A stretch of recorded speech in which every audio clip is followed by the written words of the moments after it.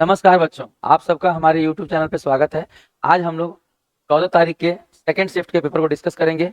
Railway का ये series आपको रेलवे के बहुत सारे एग्जाम्स में, बहुत सारे क्वेश्चंस में बहुत सारी मदद करेंगे। आप इन क्वेश्चंस को देखा कीजिए, समझा कीजिए और सीखिए। चलिए शुरू करते हैं आज का सबसे पहला सवाल। सबसे पहले सवाल को देखिए, लिखा है किसी संख्या के नहीं पता संख्या के 25% यानी 1/4 का मान 1320 है, तो उसी संख्या के 35% का मान क्या होगा। तो इससे बढ़िया है कि ऐसे बनाइए कि अगर 1320 की अगर बात करें तो ये किसके बराबर है, 25% के बराबर है। तो 25% का अगर वैल्यू 1320 है तो 1% का वैल्यू कितना हो जाएगा, 1320 बटा में 25। और हमें चाहिए कितना परसेंट, 35%, तो गुना 35। बस इसे आप सॉल्व कर लीजिए। इसको सॉल्व करके आपको आराम से आंसर, तो ये टेक्निक्स बेटर है। ठीक है, चलिए हम अगले सवाल की ओर चलते हैं। इस सवाल का सबसे बेस्ट अप्रोच क्या है हम आपको सिखाते हैं। देखिए लिखा है 8 सेंटीमीटर व्यास वाले गोले का वॉल्यूम। तो गोले का बस वॉल्यूम बताना है, इसमें कोई खास बात नहीं है, बस फॉर्मूला आपको याद होना चाहिए गोले का वॉल्यूम का कि 4/3, आई का वैल्यू दिया है 22/7 और आर का क्यूब।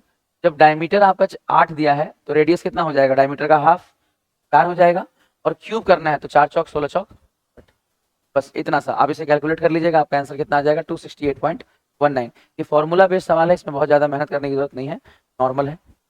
आगे बढ़ते हैं हम चौथे सवाल की ओर।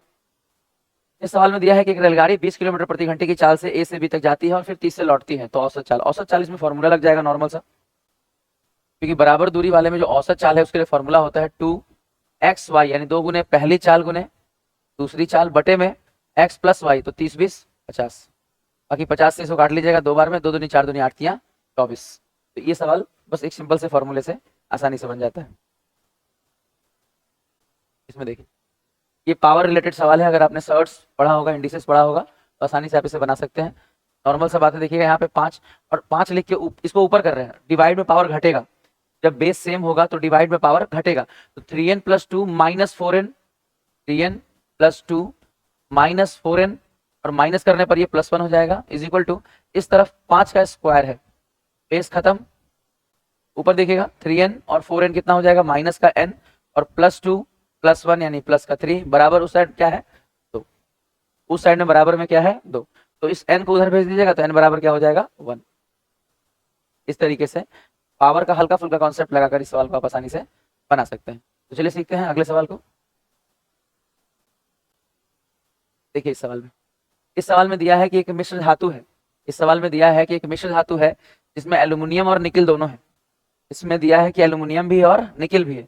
इसके अलावा दिया है कि ये 3:4 के अनुपात में है। इसे बनाने के लिए 36 किलोग्राम एल्यूमिनियम के साथ निकिल कितना मिलाएं। पहला वाला जो है वो एल्यूमिनियम है और दूसरा वाला जो है वो निकिल है। तो 36 दिया हुआ है, मतलब एल्यूमिनियम का वैल्यू दिया हुआ है 36 किलोग्राम, एल्यूमिनियम का वैल्यू दिया हुआ है 36 किलोग्राम, तो 3 यूनिट का वैल्यू 36 है, 1 यूनिट का वैल्यू कितना हो जाएगा 12, और आपसे निकिल का पूछा है तो 12 चौक 4 यूनिट का वैल्यू 12 चौक कितना हो जाएगा 48। सिंपल रेशियो का सवाल है, एक का वैल्यू दिया है दूसरे का पूछा है। इस सवाल को सीखिए। ये सवाल स्क्वायर रूट का सवाल है, अगर आपको स्क्वायर रूट थोड़ा बहुत भी याद है, मतलब लगभग मान के चलिए अगर स्क्वायर की बात करें तो 50 तक अगर आपको याद है स्क्वायर तो मोर देन सफिशिएंट है। उसके अलावा बाकी आपको निकालने का टेक्निक आना चाहिए। ये तो खैर हल्का फुल्का सवाल है। देखिए 17 में 8 जोड़िएगा 617 में, तो कितना हो जाएगा 625, 625 25 का स्क्वायर होता है, तो यहाँ से बाहर आ जाएगा 25, 25 में 11 जोड़िएगा तो हो जाएगा 36, और रूट से बाहर क्या आएगा 6, 190 में 6 जोड़िएगा तो होगा 196, तो 196 किसका स्क्वायर होता है 14 का। तो इस तरीके से ये सवाल बन जाएगा। आइए अगले सवाल की ओर हम बढ़ते हैं। इस सवाल को देखिए, लिखा है फराह का विवाह 8 साल पहले हुआ था। ये जितने भी सवाल हम लोग कर रहे हैं ये सारे सवाल 14 तारीख के सिर्फ सेकंड का ही है। 14 तारीख के सिर्फ 2 में जितने भी मैथमेटिक्स के सवाल आए हैं वो सारे सवालों को हम 1 बाय 1 अच्छे से बता रहे हैं। आप इसमें बहुत कुछ सीख सकते हैं, आपके एग्जाम में ये बहुत काम आएगा। देखिए देखिए लिखा है फराह का विवाह 8 साल पहले हुआ, वर्तमान में जो उसकी आयु है, ध्यान दीजिएगा बाबू, यहाँ लिखा है वर्तमान में जो उसकी आयु है वो विवाह के समय की आयु का 9/7 गुना है। 9/7 गुना का मतलब है उस समय अगर 7 थी तो अभी कितने यूनिट की है, 9 यूनिट की है ना। 9/7 का मतलब वो 7 है तो ये 9 हो जाएंगी। उसके अलावा देखिएगा यहाँ ये अंतर दिया है 8 साल, जो 9 और 7 का अंतर है, 8 साल का गैप है, क्योंकि शादी 8 साल पहले हुआ था। तो 2 यूनिट का जो वैल्यू है, 2 रेशियो का जो मान है वो 8 है, तो 1 रेशियो का मान कितना हो जाएगा 4, और इस हिसाब से शादी के समय वो कितने की है 7 चौक 28 वर्ष की, और अभी कितने की हो गई 4 यहाँ रख दीजिए तो 9 चौक 9 यूनिट का मान कितना हो जाएगा 9 चौक 36 वर्ष। इसके अलावा कह रहे हैं जो उनकी बिटिया है, उनकी जो बिटिया है वो उनकी आयु का 1/6 है, तो 36 का 1/6 यानी 6 साल की है। तो बिटिया का ही आयु पूछ रहे हैं, लेकिन 3 साल पहले का पूछ रहे हैं। देखिए लिखा है ना 3 साल पहले उनकी बिटिया की आयु कितनी थी, तो अगर किसी की आयु अभी 6 वर्ष है तो 3 साल पहले कितनी थी, 3 साल माइनस कर दीजिए, 3 साल। चलिए अगले सवाल की ओर हम लोग बढ़ते हैं। नेक्स्ट क्वेश्चन, इस सवाल में दिया है कि दो संख्याओं का अनुपात 11-17 है, उनका अंतर, ध्यान से देखिएगा यहाँ पे दिया है उनका अंतर 18 है, इन संख्याओं के एचसीएफ और एलसीएम क्रमशः कितने कितने होंगे।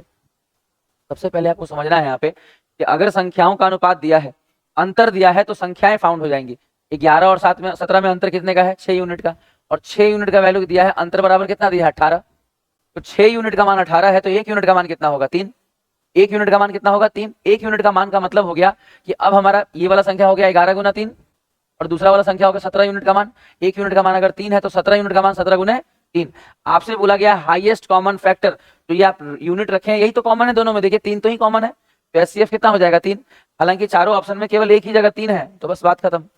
चारों ऑप्शन में केवल एक ही ऑप्शन में एचसीएफ 3 दिया हुआ है, तो एचसीएफ से ही काम चल गया, एलसीएम निकालने की इसमें जरूरत ही नहीं है। अगला सवाल देखिए, इस सवाल को देखिए, इसमें दिया है ए और बी किसी काम को 12 और 8 दिन में कर सकते हैं, यदि ए और बी दोनों एक साथ मिलकर करें तो। नॉर्मल होता है, खाली गुना करके जोड़ के भाग दे दीजिए।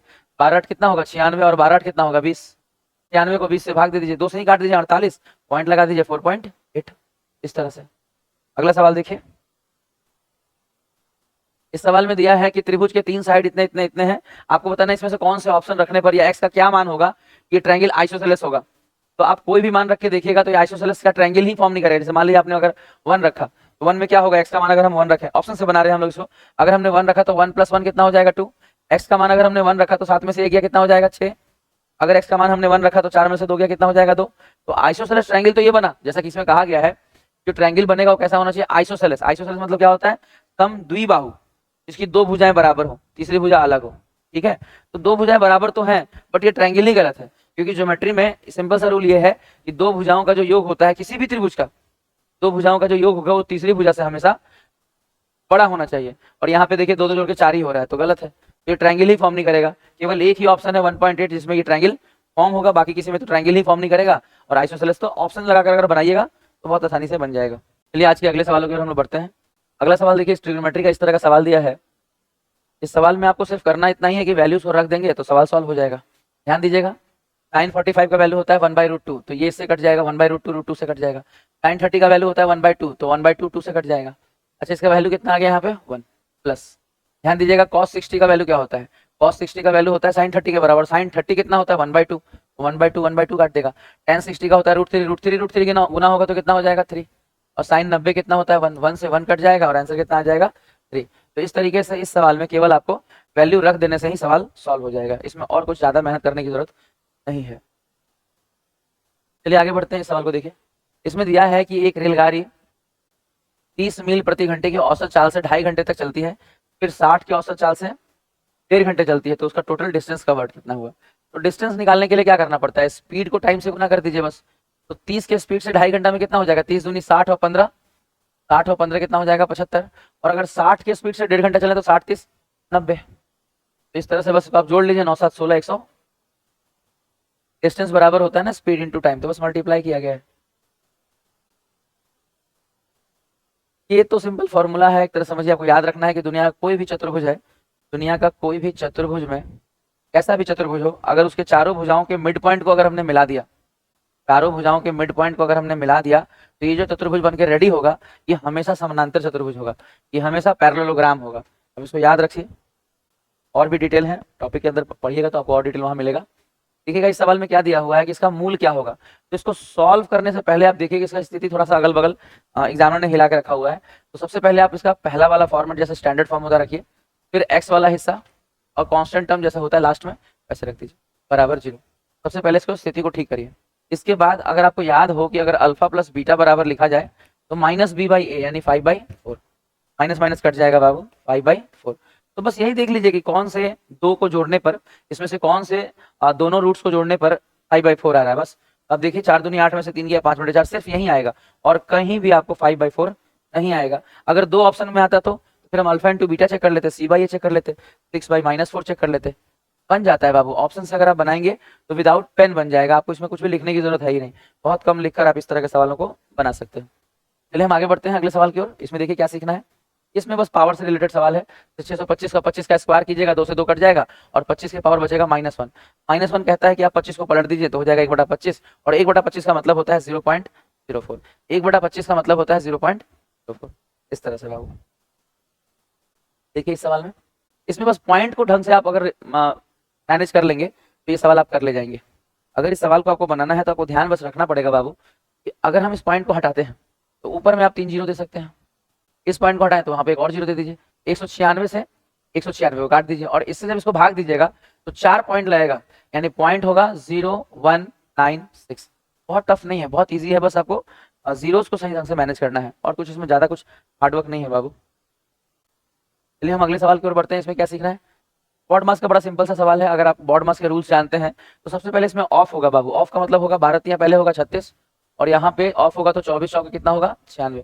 सबसे पहले ऑफ होगा, एक बार का काम हो जाएगा तो अब माइनस और डिवाइड में पहले डिवाइड होता है, माइनस और डिवाइड में पहले डिवाइड होता है तो 12 8 96 8 और 36 में से 8 घटा के 28, लास्ट में माइनस होगा बाबू। जोड़ घटाव हमेशा लास्ट में होता है, जोड़ घटाव हमेशा सबसे लास्ट में होता है। चलिए अगले सवाल की ओर हम लोग बढ़ेंगे। दिया है कि एक बरामदे की लंबाई और चौड़ाई इतना इतना है, तो परिमाप इतना है। परिमाप देने का फायदा क्या होगा कि लंबाई चौड़ाई का जो अनुपात है इससे हम लंबाई चौड़ाई फाइंड कर सकते हैं, क्योंकि अगर हम लंबाई चौड़ाई में x मान लेते हैं तो परिमाप बराबर होता है 2 into L plus B. L plus B मतलब 3 1 4x। अगर इसको काटेंगे तो 4 दूनी 8 से 5 40, यानी x बराबर कितना आ जाएगा 5। तो x बराबर 5 रखेंगे तो चौड़ाई 5 और लंबाई कितना है 15। आपसे बोला है 24 के स्क्वायर 24 के हिसाब से टाइल्स लगाना है। टाइल्स किस पे लगता है? परिमाप पे तो लगेगा नहीं, क्षेत्रफल पे लगेगा। तो क्षेत्रफल निकाल लीजिए, लंबाई गुने चौड़ाई और 24 से गुना कर दीजिए, बात समाप्त, कहानी समाप्त, आंसर आ जाएगा। इस तरीके से ये सवाल आसानी से बनेगा। अगले सवाल की ओर हम बढ़ते हैं बाबू।